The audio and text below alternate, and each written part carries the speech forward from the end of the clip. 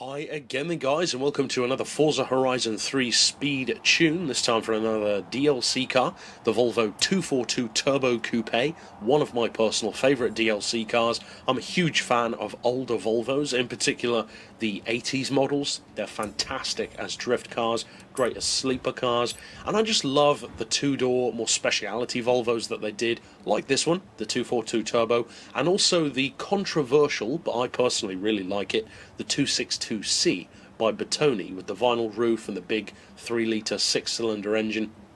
I love that kind of thing. Volvos have always had a special place for me. They're awesome cars. I love Saabs as well. They make fantastic undercover performance machines. As far as the engine swap goes, I would recommend the V8. Gives you that 1,000 horsepower potential, 7-litre capacity. Pretty impressive for a Volvo, to say the least. I know a lot of people will want to keep rear-wheel drive because of the drift culture surrounding the car, but this isn't a drift tune, it's a performance tune, so of course if you want it to drift, then you'll have to put your own spin on it. As far as the aspiration, I'd recommend the twin turbo to get the best power out of it. For the visuals, like the rear wing, that kind of thing, of course that's down to you. As you can see, I have removed the rear wing from this one to add to the sleeper appeal, fitted it with some big Rotor P45R wheels, and as far as the rest, just fit all of your racing parts. Upgrade the tyres, the suspension, the brakes.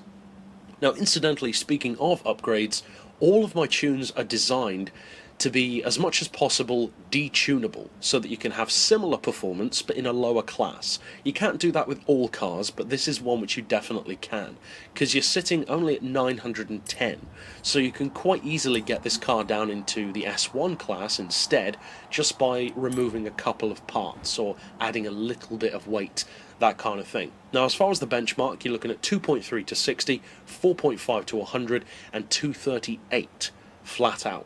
Not exactly earth-shattering, but definitely not slow. That's pretty impressive for a Volvo. Now, as far as the gearbox, I'd recommend 2.9 for both the final drive and first gear, then 2 for second, 1.5, 1.18, 0.95, and 0.76. Then for alignment, I know a lot of people will want to stance this car, so if you want to, of course you could go ahead and do that. I've gone for neutral camber and toe though, 4 degrees of caster, anti-roll I've got on 32 and 20, springs on 210, 178, and I've opted for the lowest ride height. You don't have to do that though, you could raise it if you want to. Dampers we've got on 16, 13, 7 and 6.